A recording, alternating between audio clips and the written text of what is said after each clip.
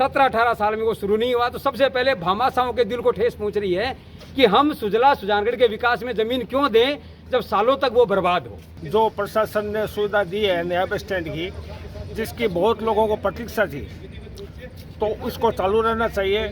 पुराना bus stand है, उसके ऊपर वैसे कोई समस्या नहीं आती अगर अतिक्रमण नहीं होता। तो चारों तरफ फलों के ठेले लग गए हैं, सब्जियों के ठेले लग गए हैं, सब दुकानें आगे बढ़ चुकी है और जो आता है वही वहाँ पर ठेला खड़ा करता है। वैशाली साड़ीज, दुल्हन लहंगे, फैंसी लहंगे, साड़ियों की सभी रेंज का एकमात्र शोरूम वैशाली साड़ीज, घंटाघर के पास, सुजानगढ़।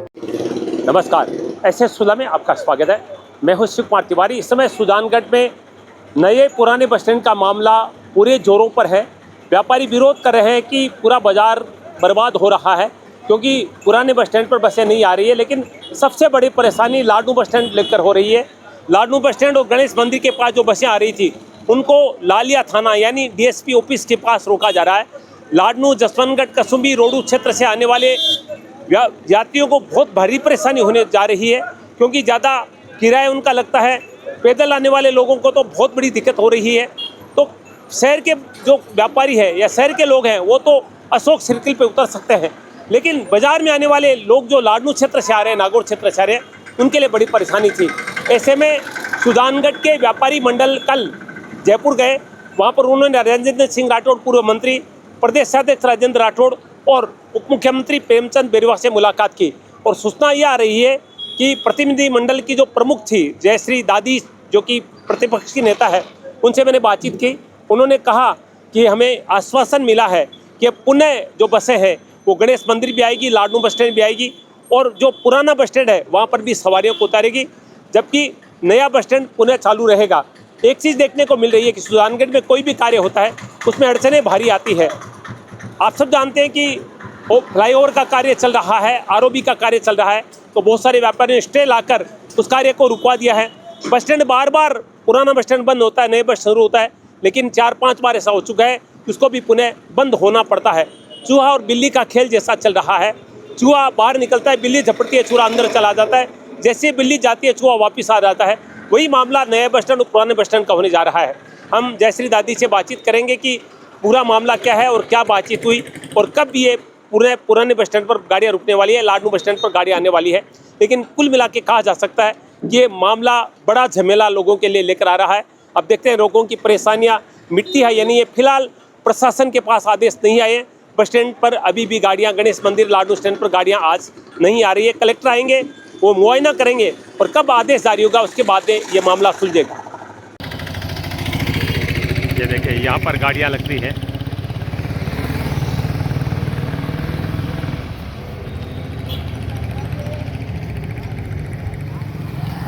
भीषण गर्मी में पहले लोग गणेश जी मंदिर या लाडनू स्टैंड उतरते हैं, वो गाड़ियाँ यहाँ पर रुकती है और कसुम्बी, रोडू, तमरा, लाडनू क्षेत्र से आने वाले लोगों को काफ़ी दिक्कतें होती है। व्यापारियों की बड़ी मांग थी कि बसें कम से कम लाडनू स्टैंड तक तो आए ताकि बाजार का लोगों को लाभ मिले।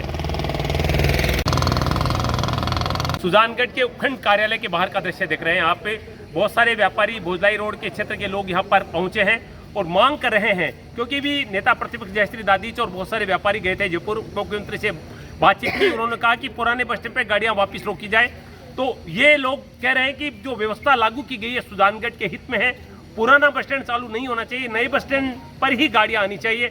एक समस्या जरूर है, लाडनू, कसुम्बी, रोडू क्षेत्र से आने वाले लोगों के लिए बड़ी दिक्कत है, क्योंकि गाड़ियां जो है वो लाल थाने के पास रुक रही है, आरके गार्डन के पास रुक रही है। ऐसे में जो ग्रामीण क्षेत्र के लोग हैं वो जरूर परेशान हो रहे हैं। लाडनू बस स्टैंड पर जो गाड़ियाँ नहीं आ रही है वो बड़ा कारण है। अगर यहाँ पर गाड़ियाँ आने लगे तो बहुत सारी समस्याओं का हल हो सकता है। अब आप देख रहे हैं सभी लोग यहाँ पर पहुँचे हैं और उपखंड कार्यालय में ज्ञापन दे रहे हैं। वही यथास्थिति रहना चाहिए। कलेक्टर महोदय ने आदेश किया है, जनता के हित में किया है और जनता यही हित चाहता है कि हमारे सुजानगढ़ की जनता परेशान न हो। ये देखिए ज्ञापन देने के लिए जा रहे हैं सभी।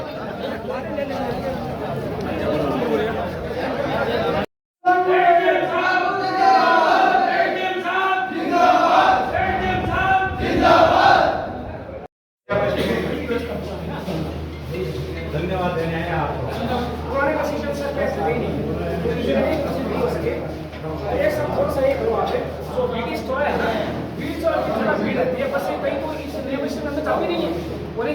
सवारियाँ क्या यहाँ नहीं आती, तो इससे थोड़ा इसकी अनिवार्य करेगी सर, आपको गाड़ी पड़ेगी। अभी देखो जनता के कितना आराम हो गया, वहाँ सब्जी मंडी हो गया, तो अभी सारी व्यवस्था सही है। ऐसे व्यवस्था हो जाएगी तो बहुत दूर करने के लिए एक सिटी बस का संचालन हो सकता है, जो लालिया थाने से लेके बस स्टैंड तक चलती रहे। एक दो बस ऐसा सुझाव दिया गया है, सिटी बस चले जाइए कहा जा रहा है। टाइम लगे रास्ते।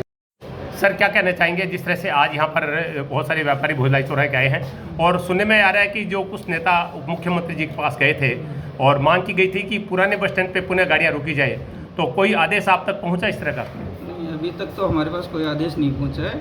जो मांग की गई थी वो बात भी कलेक्टर साहब के पास पहुँचा दी हैं, और ये आपकी बात भी कलेक्टर साहब के पास पहुँचा देंगे, और जैसे भी निर्देश मिलेंगे उसी हिसाब से कार्रवाई कर दी जाएगी। हाँ, वो भी सिटी बस के लिए भी हम कलेक्टर साहब को कहेंगे कि अगर कोई ऐसी व्यवस्था हो सकती है तो वो भी करवा दी जाएगी। वो तो प्राइवेट होती हैं बसें, तो कोई सरकारी तो होती नहीं। अगर कोई तो सरकार तय करेगी जो सिटी बस चलेगी, तो देखो ये बात पहली बार सामने आई है, वो बात आगे पहुँचाएंगे संबंधित डिपार्टमेंट के पास। सर एक आरोप लगाया जा रहा है कि प्रशासन ने बिना तैयारियों के, बिना सोचे समझे इस तरह की व्यवस्था लागू कर दी, क्योंकि लाडनू कसुम्बी क्षेत्र से आने वाले लोगों को काफी दिक्कत हो रही है, क्योंकि काफी जंगल में वहाँ पर गाड़ियाँ रोकी जा रही है। लाडनू बस स्टैंड का इसमें कोई रोल भी नहीं था, लाडनू बस स्टैंड को बंद कर दिया गया। नहीं, देखो ऐसा है, कोई भी व्यवस्था होती है तो सोच समझ करके होती है, लेकिन सब चीज़ें ध्यान में नहीं रहती। चीज़ें बाद में परेशानी आती है तो बाद में ध्यान में आती हैं, तो उसके बाद में उस हिसाब से चीज़ें उसमें सुधार कर दिया जाता है, तो वो भी सुधार की भी हर जगह गुंजाइश रहती है। ये जो कमेटी बनाई थी उनकी अभिशंसा से किया गया था। कमेटी ने अभिशंसा की थी कि शहर में को पूर्व को बसों से मुक्त रखा जाए, बार रखी जाए, और अगर अब कोई ऐसी दुविधा आई है, परेशानी आई, तो उस पर विचार कमेटी द्वारा कर लिया जाए। सिटी बस वाला सुझाव अच्छा बताया जा रहा है सर, क्योंकि अगर आरके गार्डन से सिटी बस चले तो जो गाड़ियों पर लोग रुकते हैं, क्योंकि अनावश्यक किराया लोगों का लग रहा है, साधारण लोग, मजदूर लोग आते हैं ज़्यादा। ये सब चीज़ें देखो कलेक्टर साहब के सामने भी रखी जाएंगी, कमेटी के सामने भी रखी जाएंगी। जैसे वहाँ के प्रस्ताव आते हैं, कमेटी के विशंसा आती है, वो कलेक्टर साहब से अवगत करा दी जाएगी, और उसके बाद में जैसे निर्देश मिलेंगे, जैसे आदेश मिलेंगे, वैसे करवा दी जाएगी। धन्यवाद।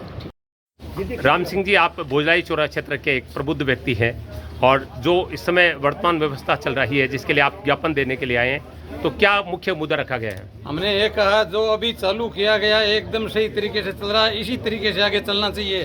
पुराने बस स्टैंड पर नहीं जानी चाहिए, यदि जरूरत 20-30 सिटी बसें लगा दो ताकि मुसाफिरों को तकलीफ नहीं हो। बाकी एकदम रूट सही है, काम सही है और अच्छा चलेगा। आप मुख्य बाजार में रहने वाले हैं, ये मुद्दा यह माना जा रहा है कि जो बाजार के मुख्य व्यापारी है घंटाघर के आसपास के और भोजलाई चौराहे के व्यापारियों के बीच का ये मसला बनकर रह गया, क्या लगता है आपको, क्या सही है? नहीं, ऐसी कोई बात नहीं है।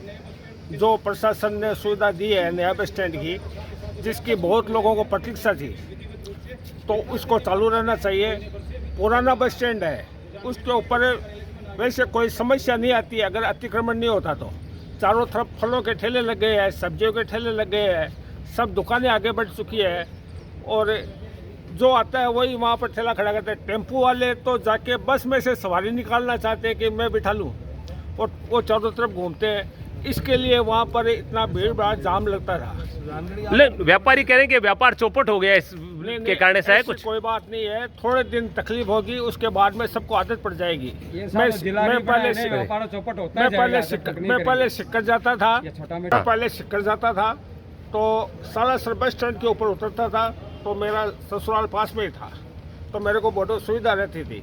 लेकिन सिक्कर में सिस्टम कर दिया कि आउटसाइड से होकर बस स्टैंड वहाँ जाएगी, तो मैं उसी हिसाब से जा रहा हूँ, मेरे को कोई दिक्कत नहीं है। तो धीरे धीरे सबको आदत पड़ जाएगी, कोई दिक्कत नहीं है। बाजार में भी ग्राहक आएंगे, बहुत ज़्यादा आएंगे, और सब सुविधा हो जाएगी। सुजानगढ़ की हर समस्या पर बोलने वाला व्यक्ति हमारे साथ है, विजय शौरान। विजय जी, क्या कहना चाहेंगे? जो मामला चल रहा है, लोगों का मानना है कि ये मुख्य बाजार के व्यापारी और भोजलाई चौराहे के व्यापारियों के बीच की टक्कर होने लगी है और बीच में राजनीति भी आ रही है। देखो साहब, लोगों का मानना हमेशा कहीं न कहीं सही होता है, पर मेरी जो समझ है, कि मैं भी लोगों में शामिल हूँ, वो ये है कि जब 2006, 7, 8 में ये ज़मीन ली गई, और उस समय जब नए बस स्टैंड का वहाँ निर्माण शुरू हुआ, उस समय संभवतः बीजेपी का राज था, फिर वो उस समय उसको उद्घाटन किया गया, फिर उस समय से लेकर आज तक लगभग उस बात को आज 18 साल हो रहे हैं, 17-18 साल में वो शुरू नहीं हुआ। तो सबसे पहले भामाशाहों के दिल को ठेस पहुंच रही है कि हम सुजला सुजानगढ़ के विकास में जमीन क्यों दें जब सालों तक वो बर्बाद हो। दूसरी बात, कभी बीजेपी का राज, कभी कांग्रेस का राज। अरे भाई, जिसको जनता वोट देगी उसका राज आएगा। वो पार्टी आती है, उसके कामों को गलत ठहराती है, उसको अटका देती है, वो आती है, उसको अटका देती है।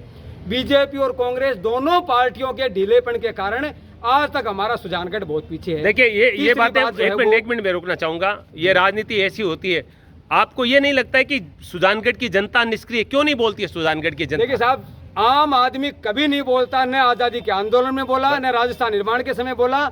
जिला आंदोलन में जिस समय आम आदमी की जरूरत पड़ी उस समय हजारों लोग सड़कों पर आए। रोज आम आदमी नहीं बोल सकता साहब, रोज तो बोलेंगे जो पार्टियों के पदाधिकारी हैं, सामाजिक संगठन है, व्यापार मंडल है, टैक्स यूनियन है, आप जैसे मेरे जैसे लोग वो हैं। तो आम आदमी है ना, वो सड़कों पर कभी कभी आता है, लेकिन इसमें कोई शक नहीं है आज के दिन इस कुव्यवस्था और अधूरी अधकचरा व्यवस्था के कारण आम आदमी परेशान है। लाडनू बस स्टैंड वास्तव में अलग मैटर था, मालूम नहीं क्यों इसको बीच में उलझा दिया गया। दूसरी बात, जब आपने ये सोच लिया कि हम वहां से लेके वहां तक बसों को बंद करेंगे, अरे तो भाई कम से कम आप टेम्पो रूट तय करते, मिनी बस रूट तय करते, ताकि सवारियों को दिक्कत नहीं आती। असल बीमारी तो वही हो रही है कि कोई टेम्पो वाला 10 के 20 ले रहा है, 20 के 50 ले रहा है। अगली जो अभी ताज़ा जो स्थिति है, ये जो टकराव हो रहा है, ये स्थानीय और जिला प्रशासन की लापरवाही है। नेताओं की मर्जी है, वो चाहते हैं कि व्यापारी टकराएं, बाजार के व्यापारी भोजलाई चौराहे के टकराएं, ये नेता वो नेता टकराए ताकि उनकी रोटियां सिकती रहें। लेकिन ये का अपना महत्व है। आप एक बस स्टैंड को खत्म करके दूसरा चालू करिए, समझदारी नहीं है। लेकिन जब नया बस स्टैंड बनाया तो उसको चालू करना भी जरूरी है।